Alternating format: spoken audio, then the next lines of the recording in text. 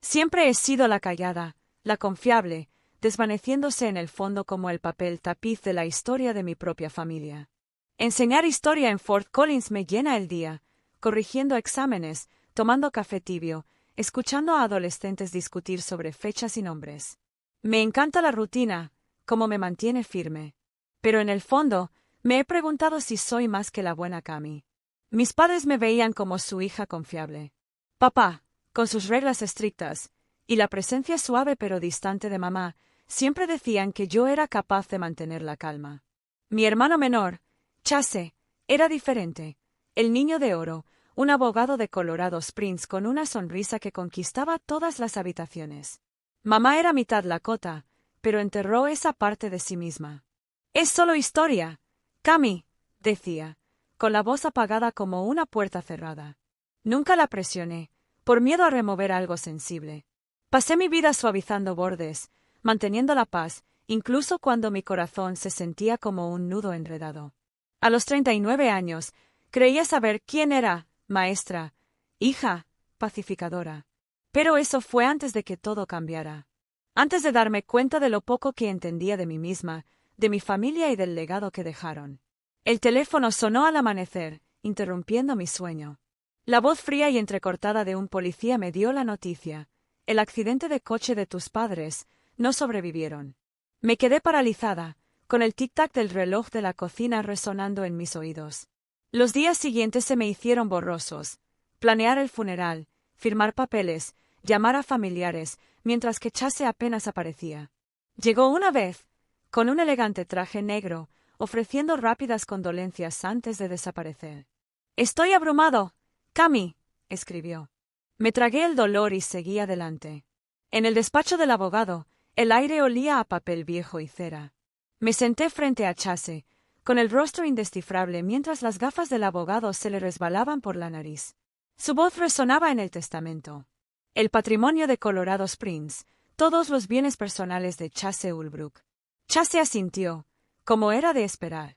Entonces llegó mi parte, una cabaña en Wyoming, sin valor declarado, de importancia familiar para Camille, una cabaña destartalada en la nada.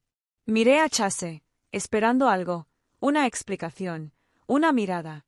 Supongo que mamá y papá sabían que te gustaban los lugares tranquilos, dijo con un tono casi condescendiente. Esas palabras fueron muy dolorosas, tan afiladas como una cuchilla. Apreté con fuerza mi pañuelo arrugado, con el pecho apretado, preguntándome por qué mis padres creían que una choza en ruinas era todo lo que merecía. De vuelta en mi apartamento, el silencio era ensordecedor. Ellie, mi novio, caminaba de un lado a otro por la sala de estar, con su botella de cerveza tintineando contra la mesa de café. «¿Te han jodido, Cami? ¿Por qué no luchas contra esto?» Su voz sonaba fuerte, frustrada. Intenté explicarle, no quería una batalla, no ahora, no con el dolor ahogándome. Pero Ellie no quiso oírlo. «Dejaste que todos te pisotearan. Necesito una mujer que luche por sí misma». La puerta se cerró de golpe tras él y el sonido resonó como un disparo. Me quedé solo, mirando una foto familiar en el estante. La dulce sonrisa de mamá, la mandíbula severa de papá, la sonrisa fácil de Chase y yo, medio escondido en la esquina. Toda mi vida, yo había sido quien mantenía la calma, quien guardaba silencio. Pero ahora, sin mamá y papá, con Chase llevándose todo, con él yéndose, sentía que me estaba desmoronando. Esa cabaña en Wyoming, un montón de madera sin valor, seguía molestándome. ¿Por qué me lo dejaron? ¿Qué importancia familiar podría tener? Agarré las llaves del coche con las manos temblorosas. Quizás esa cabaña albergara respuestas. Quizás era hora de descubrir qué veían mis padres en mí, o qué no. El viaje a Wyoming fue como huir, aunque no estaba seguro de qué, de Chase, de Ellie o del dolor en el pecho. La carretera se extendía interminablemente. La Artemisa se difuminaba ante mi ventana. El zumbido de mi viejo sedán era el único sonido. Apreté el volante, la llave de la cabina colgaba de su aro oxidado. Cuando llegué al camino de tierra, el polvo se arremolinaba bajo mis neumáticos y la cabaña apareció a la vista. Una pila de troncos desplomados, con el techo medio hundido y las ventanas nubladas por la suciedad. Salí. El aire estaba impregnado de pino y descomposición. La puerta crujió y protestó cuando la empujé para abrirla. Dentro, me invadió el olor a madera podrida. Cada paso hacía crujir el suelo, como si resintiera mi presencia. El polvo flotaba en rayos de luz y se posaba sobre una silla rota o una lámpara agrietada. Esta fue mi herencia. Pasé mis dedos sobre una mesa astillada, sintiéndome más perdido que nunca. Mamá y papá. Pensé que este lugar era para mí, pero allí, de pie, me sentí como un extraño en su memoria. Sin embargo, algo se movió, una leve atracción, como un susurro que no pude oír. Me dejé caer al suelo. Los rostros de mis padres destellaron en mi mente, sus voces en silencio. Esta cabaña era todo lo que me quedaba de ellos. Tenía que saber por qué. Empecé a limpiar, más para mantener las manos ocupadas que cualquier otra cosa. La escoba raspó el suelo, levantando un polvo que me hizo toser. Arrastré una estantería derrumbada de la pared, la madera se desmoronaba al tacto. Al moverse, un golpe sordo resonó tras ella. Me quedé paralizado, con el corazón latiéndome con fuerza. Empujé con más fuerza, y parte de la pared cedió, revelando una puerta oculta. Sus bisagras estaban oxidadas y rígidas. Con un gruñido, la abrí. El chirrido del metal rompió el silencio. Dentro había una habitación pequeña, no más grande que un armario, iluminada por un rayo de luz. Me quedé sin aliento. Allí, sobre un estante de madera, reposaba un tocado de plumas, con sus plumas de águilas suaves y orgullosas. Junto a él, un tambor, con su piel tensa a pesar de años de abandono. Mocasines de cuentas. Cerámica grabada con espirales. Un manojo de salvia, todo intacto, como si hubiera estado esperando. En un rincón, un diario encuadernado en cuero yacía medio enterrado en el polvo.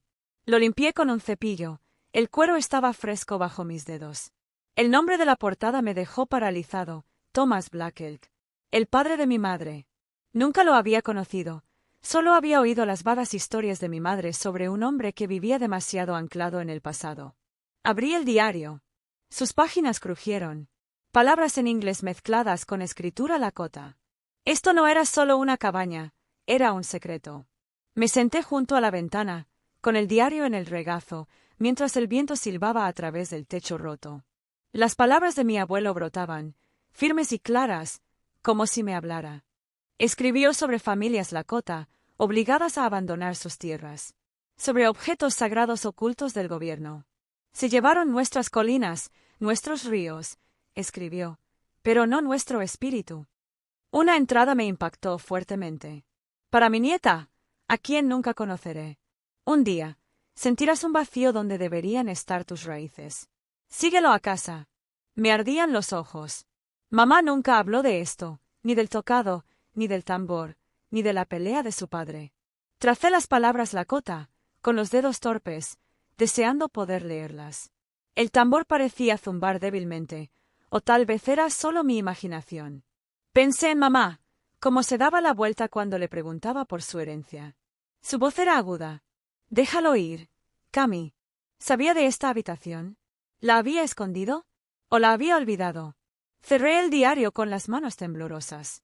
Por primera vez me sentí cerca de ella, de él, de algo más grande que yo. Esta cabaña no estaba vacía. Albergaba el pasado de mi familia, un pasado que apenas comenzaba a comprender.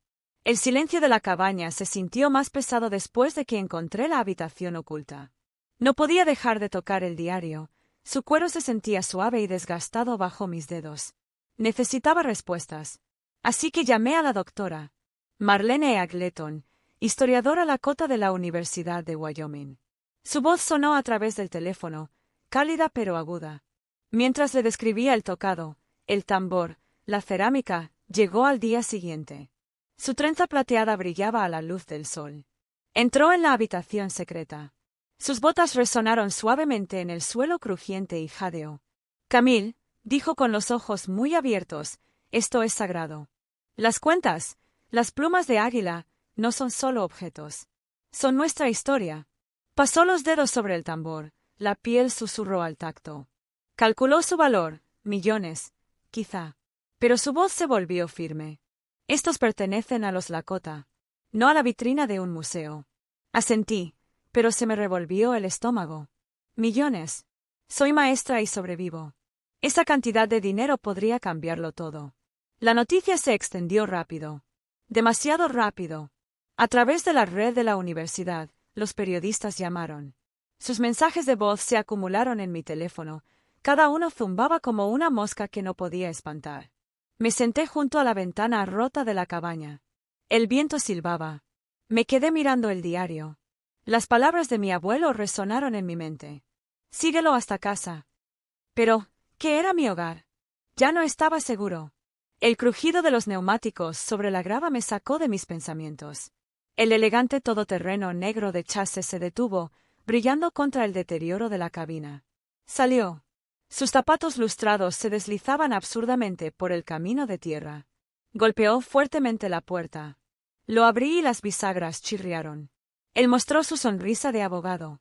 Cami, escuché que encontraste algo de basura vieja. La voz era suave, pero áspera. Entró, observando la entrada de la habitación oculta. Hagámoslo fácil, dijo, apoyándose en la mesa astillada. Te cambio la finca de Colorado por este lugar y lo que contenga. Eres profesor, no historiador. No necesitas esto. Mis manos aferraban la finca, la casa de mamá y papá, llena de recuerdos, era tentadora. Chase seguía hablando, sus palabras nítidas como el cristal. Vamos, no estás hecha para esto. Déjame encargarme. Pensé en su casa grande, su vida fácil y como siempre había sacado lo mejor de todo. El tambor en la habitación oculta parecía zumbar débilmente, o quizá era mi pulso. Quería gritarle, decirle que no entendía, pero se me hizo un nudo en la garganta y me quedé allí parada. El suelo crujió bajo mis pies. Chase se fue con una sonrisa burlona, con el motor rugiendo al irse. Me dejé caer al suelo, con el diario en el regazo, sintiéndome más pequeño que nunca. Esa noche, la cabaña parecía cerrarse. Caminé de un lado a otro, mis pasos resonando en las tablas deformadas. Cogí el teléfono, con el pulgar sobre el número de Eli. Quizás tenía razón. Quizás estaba demasiado débil para luchar por mí mismo. Marqué. Su voz sonó áspera cuando contestó. Cami, ¿estás bien? Murmuré sobre los artefactos, el dinero, la cabaña. Él se suavizó, insinuando que podríamos empezar de cero si lo vendía todo. Colgué con el corazón acelerado. Entonces, encontré en mi correo electrónico la tarjeta del conservador de un museo, que me había dado un reportero. Sostuve el papel, crujiente, prometiendo una vida sin deudas, sin dificultades. Podría vender el tocado, el tambor, irme. El diario de mi abuelo estaba abierto sobre la mesa, sus páginas ondeando en la corriente de aire. Leí una entrada de la época de la reubicación. Había rechazado oro por esos mismos tambores sagrados. No son nuestros para venderlos, escribió. Son nuestra alma. Me temblaban las manos. Encendí una cerilla, la llama siseó, y vi cómo ardía la tarjeta del curador, con los bordes curvados y negros. El humo me picaba en los ojos, pero me sentía más ligero. En lugar de eso, llamé a la doctora. Marlene. Mi voz se tranquilizó por primera vez. Quiero proteger esto, dije. No lucrarme con ello. El silencio de la cabaña se sentía diferente ahora, como si escuchara, como si aprobara. Después de quemar la tarjeta del conservador, la cabaña se sintió viva, como si respirara conmigo. Me senté con la doctora. Marlene bajó el porche derruido, con el aire impregnado de salvia. Había traído sus botas y raspó la tierra mientras escuchaba mi idea, convertir la cabaña en un centro de retiro cultural Lakota. Un lugar para clases de idiomas, artesanía con cuentas e historias curativas. «Es atrevido», dijo ella, mientras su trenza plateada reflejaba la luz, «pero es correcto». Fuimos en coche a encontrarnos con los ancianos Rose Whitedier y Thomas Redauk en un salón comunitario, cuyas paredes zumbaban con voces. Rose, con sus manos nudosas como raíces de árbol, tomó las mías. Su mirada profunda y amable. «Esto es lo que quería tu abuelo», dijo, señalando el diario que llevaba. Thomas, en voz baja, se ofreció a enseñar a hacer tambores. Su confianza me dolió el pecho, como si por fin formara parte de algo más grande. De vuelta en la cabaña, dibujé planos a la luz de la linterna, con la mecha silbando suavemente. Vi niños aprendiendo palabras Lakota, ancianos compartiendo historias, el tocado a salvo, no vendido. Por primera vez, sentí la presencia de mamá, como si me observara, orgullosa. No solo estaba salvando la cabaña, estaba construyendo un hogar para mi gente, para mí. Chase no se soltó tan fácilmente. Una semana después, llegó una carta. El sobrecrujiente me cortó el pulgar al abrirlo. Estaba demandando la copropiedad, alegando que el testamento era vago y que la cabaña estaba infravalorada cuando mamá y papá murieron. Se me encogió el estómago y el papel crujió en mis manos. Oí su voz en mi cabeza: «No estás hecha para esto». Contrató a un abogado astuto que me llamó, con un tono empalagoso, sugiriendo que llegara a un acuerdo para evitar la vergüenza. Chase también difundió rumores, susurrando a los periodistas que yo era inestable y fácil de influenciar. Me quedé en la cabaña, el suelo crujía bajo mis pies. La duda se colaba como la humedad por las paredes. Yo siempre había sido la callada, la que se hacía a un lado. ¿Y si Chase tenía razón? ¿Y si lo perdía todo? ¿El legado de mi abuelo? ¿El fideicomiso de los ancianos? El tambor en la habitación oculta parecía ahora silencioso. Su zumbido había desaparecido. Apreté el diario, recorriendo con los dedos sus bordes desgastados, pero el corazón me dio un vuelco. Me sentía superado, como siempre. El viento aullaba afuera, haciendo vibrar las ventanas, como si la propia cabaña me estuviera instando a luchar. La sala del tribunal olía madera pulida, el mazo del juez golpeaba como un metrónomo. Me senté a la mesa del acusado, con las manos sudorosas, mientras el abogado de Chase me pintaba como frágil, incapaz de administrar propiedades valiosas. Mi abogada, de un grupo de defensa de los indígenas, me apretó el brazo mientras su bolígrafo garabateaba notas. Había traído el diario, y su peso me servía de apoyo. Cuando llegó mi turno, me puse de pie, con la voz temblorosa al principio. Le conté al tribunal sobre el hallazgo de la habitación oculta, sobre las palabras de mi abuelo. Abrí el diario, las páginas crujieron, y leí. Nuestra alma no está en la tierra ni en el oro. Está en lo que llevamos adelante. Mi voz se hizo más fuerte, llenando la sala. Hablé del centro de retiro, del apoyo de los ancianos, de los niños que habían aprendido su idioma. Chase miró al suelo, con la mandíbula apretada. La jueza, con sus gafas relucientes, se inclinó hacia adelante. Al dictar su fallo, su mazo crujió con fuerza. La intención del acusado era clara.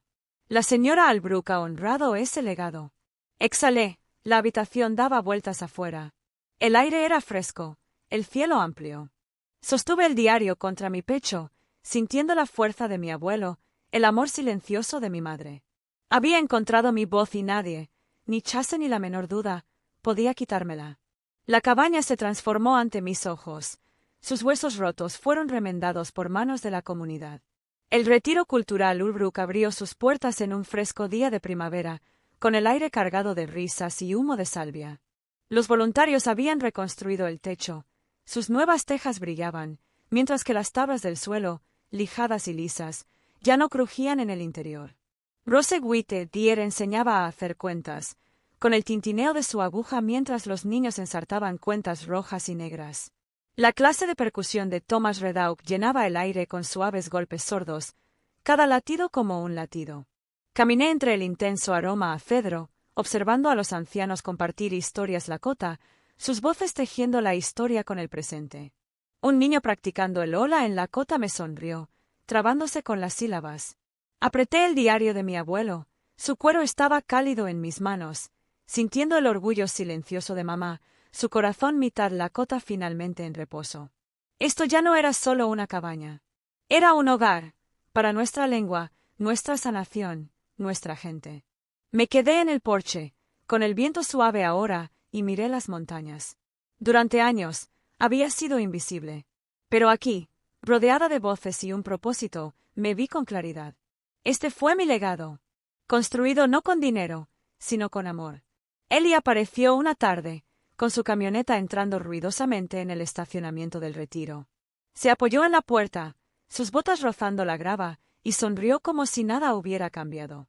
«Este lugar es increíble, Cami», dijo con voz suave. Insinuó un nuevo comienzo, con sus ojos buscando los míos. Recordé sus palabras, cuánto deseaba una mujer que luchara.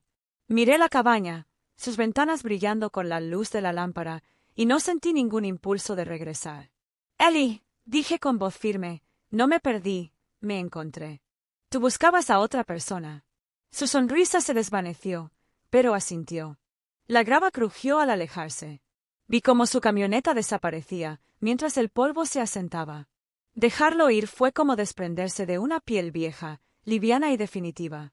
Me volví hacia el retiro, donde se oía el sonido de las risas de los niños, y supe que estaba exactamente donde pertenecía.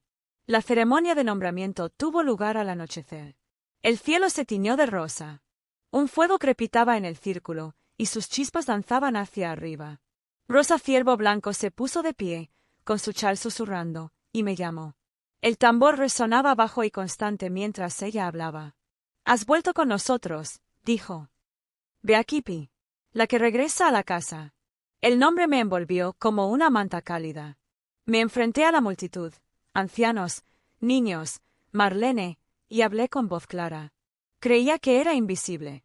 Pero mis propios ojos no me habían visto. El fuego silbaba. Las estrellas brillaban en lo alto. Sentí la mano de mi abuelo, la sonrisa de mi madre, guiándome a casa. Una joven Lakota se me acercó en el retiro, con sus pequeñas manos aferradas a un dibujo. El papel crujió al entregármelo, un boceto de la cabaña bajo la luna resplandeciente, con las ventanas iluminadas. «Mi abuela dice que podemos venir aquí a recordar», dijo con voz suave pero clara. Me arrodillé, la hierba fresca debajo de mí, y vi mi reflejo en sus ojos oscuros. El retiro zumbaba detrás de nosotros, voces que entrelazaban palabras Lakota y risas que se elevaban como humo. Guardé el dibujo en mi bolsillo, sus bordes eran suaves contra mis dedos. Este lugar, una vez destruido, ahora alberga nuestras historias, nuestro futuro. Ya no era invisible. Esa noche, me senté junto al fuego, su crepitar llenaba el silencio. Abrí el diario de mi abuelo, con el cuero tibio, y leí la última página. «Encontraste la llave», escribió. «No de la puerta, sino de ti mismo». Las palabras se hundieron profundamente, como raíces. La luz del fuego danzaba en las paredes de la cabaña, ahora una fortaleza. Vi la sonrisa de mamá y sentí su corazón mitad Lakota en el mío. Cerré el diario, las páginas susurraron al cerrarse. Nosotros Yakatei. Ella que regresa a la casa. Estaba en casa, llevando el legado de mi abuelo, lista para que mi próxima hija encontrara el suyo.